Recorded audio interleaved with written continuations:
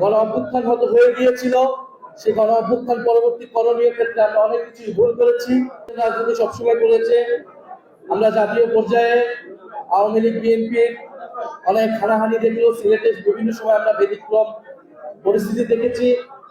সিলেটের এই ঐক্যের রাজনীতি সামনের দিনগুলোতে অব্যাহত থাকবে, উদাহরণ হয়ে থাকবে, সেই প্রত্যাশা ব্যক্ত করছি। আমার বিশেষ করে কিছু বলার নেই, যেহেতু ইফতারের সময় হয়ে যাচ্ছে। আমার আগে যে সকল বক্তারা বক্তব্য দিয়েছেন, এনসিপি নেতৃবৃন্দ বক্তব্য দিয়েছেন, তাদের বক্তব্যকে আমি সমর্থন করছি। তাদের বক্তব্যে সারা দেশের চিত্র ফুটে এসেছে, এনসিপির বর্তমান এবং ভবিষ্যৎ কর্তব্য ফুটে এসেছে।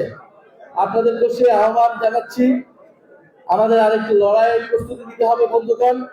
তবে এবার আমরা ভুল করতে চাই না, এবার আমরা সম্পূর্ণ প্রস্তুতি নিয়ে মাঠে নামতে চাই। গণ অভ্যুত্থান হয়তো হয়ে গিয়েছিল, সেই গণ অভ্যুত্থান পরবর্তী করণীয় ক্ষেত্রে আমরা অনেক কিছু ভুল করেছি। ফলে আজকে দেশের এই বেহাল অবস্থা আবারও তৈরি হয়েছে।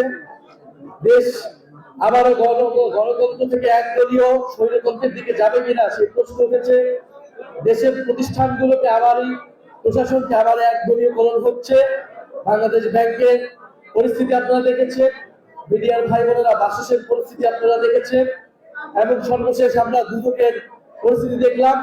দুদক আইন অনুসারে একটি স্বাধীন নিরপেক্ষ প্রতিষ্ঠান, কিন্তু বাংলাদেশের ইতিহাসে কখনোই সেই স্বাধীনভাবে দুদক কাজ করতে পারে নাই। বিএনপির বর্তমান যে নেতৃবৃন্দ মির্জা ফখরুল ইসলাম আলমগীর, উনি এক সময় বলেছিলেন এই দুদক হচ্ছে বিরোধী দল দমন কমিশন। এই আমলেও সেই জিনিসটাই থাকবে কিনা সেই প্রশ্ন আমাদের উঠছে। দুদকের চেয়ারম্যান এবং কমিশনাররা কেন পদত্যাগ করলো, সরকার কেন চাপ প্রয়োগ করলো, সরকারের চাপে তারা পদত্যাগ করেছে, সেইটা আমাদের কাছে স্পষ্ট না।